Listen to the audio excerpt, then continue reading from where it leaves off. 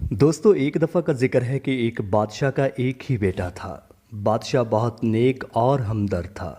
بادشاہ چاہتا تھا کہ میرے بعد میرا بیٹا ہی بادشاہت سنبھالے، لیکن اس کے لیے اس کی تعلیم و تربیت بھی اچھی ہونی چاہیے۔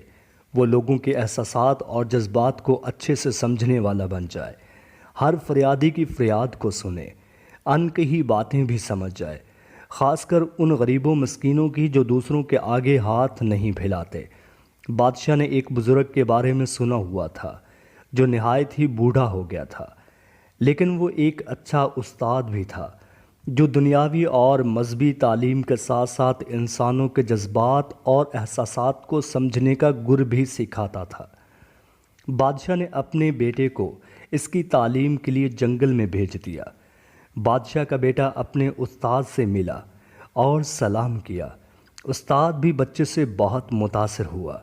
اس نے اپنے شاگرد سے کہا، دیکھو بیٹے، تم نے روزانہ صبح صبح کتابوں سے مجھے سبق یاد کر کے سنایا کرنا ہے، اور تم نے مجھ سے روز سبق لینا بھی ہے۔ اس کے بعد تم نے کھانا کھا کر جنگل میں چلے جانا ہے اور جنگل کی دنیا سے واقفیت حاصل کرنی ہے اور اللہ کے بنائے ہوئے نظام کا خوب مشاہدہ کرنا ہے۔ بادشاہ کا بیٹا روز ایسا کرتا، صبح صبح اپنے استاد سے سبق لیتا اور سناتا، پھر وہ جنگل چلا جاتا اور دریاؤں، ندیوں، جانوروں، پرندوں اور درندوں کو دیکھتا۔ بادشاہ کے بیٹے کا روز کا معمول یہی تھا۔ وہ روز یہی کام کرتا، صبح سبق یاد کر کے سناتا، پھر جنگل کی طرف چلے جاتا۔ ٹھیک 6 مہینے کے بعد بادشاہ کے بیٹے کو اداس پا کر استاد صاحب نے بچے سے پوچھا، بیٹا اداس کیوں ہو؟ بادشاہ کے بیٹے نے جواب دیا، مجھے ابو جی کی یاد آ رہی ہے۔ استاد صاحب نے بادشاہ کے بیٹے کو چھٹی دی اور بادشاہ کا بیٹا گھر واپس آ گیا۔ بادشاہ اپنے بیٹے سے مل کر بہت خوش ہوا اور اس کے علم کو جاننے کے لیے کچھ سوالات کیے۔ بادشاہ کے بیٹے نے خوب جواب دیے۔ پھر بادشاہ کے بیٹے کے سامنے ایک خاتون کو پیش کیا گیا جو بول نہیں سکتی تھی۔ بادشاہ سے فریاد کرنے سے پہلے ہی بادشاہ نے اس خاتون کو کھانے پینے کی بہت سی اشیاء دی اور اس کو خیر آباد کہا۔ بادشاہ نے بیٹے سے پوچھا، بیٹا تمہیں معلوم ہے کہ اس عورت نے مجھ سے کیا فریاد کی تھی؟ بادشاہ کا بیٹا بولا، ابو جی نہیں، وہ خاتون تو گونگی بہری تھی۔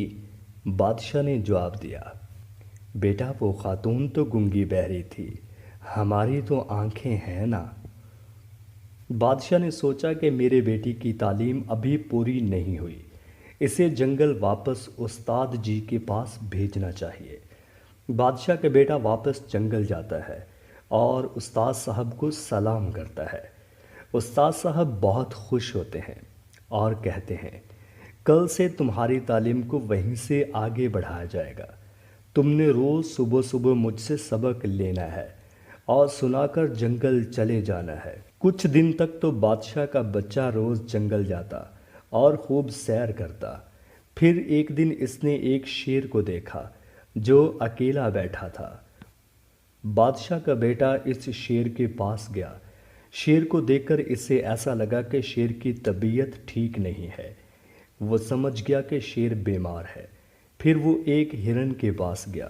بادشاہ کے بیٹے کو محسوس ہوا کہ ہرن اس سے کوئی فریاد کر رہی ہے، جیسے کہہ رہی ہو کہ جنگل کے بڑے جانور چھوٹے جانوروں کو بے حد تنگ کرتے ہیں۔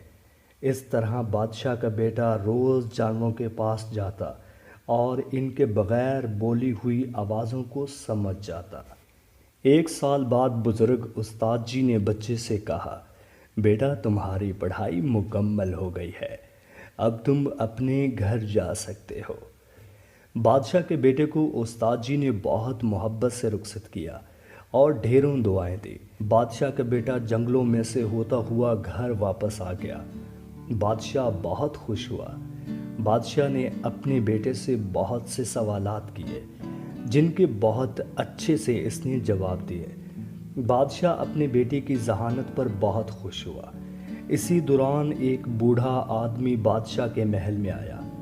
बूढ़ा आदमी अभी बोलने ही वाला था, बादशाह के बेटे ने वजीरों से कहा, देखो भाई, इसका बेटा मर गया है और वो इसका अकेला ही बेटा था और अकेला ही इसका वारिस था।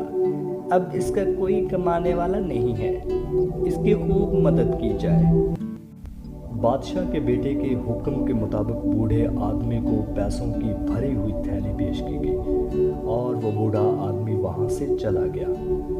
बादशाह ने अपने बेटे से पूछा, बेटा तुम्हें कैसे पता चला?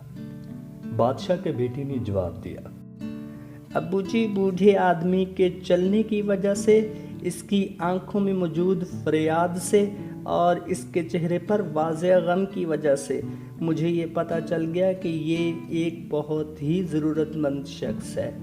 बादशाह ये सुनकर बहुत खुश हुआ और अब बादशाह को यकीन हो गया कि इसका बेटा इस काबिल हो गया है कि वो एक अच्छा राजा बन सकता है। फिर बादशाह ने अपने बेटे को राजा बनाने की तकरीब का ऐलान किया। सब लोग नए और नेक बादशाह को देखकर बहुत खुश हो रहे थे।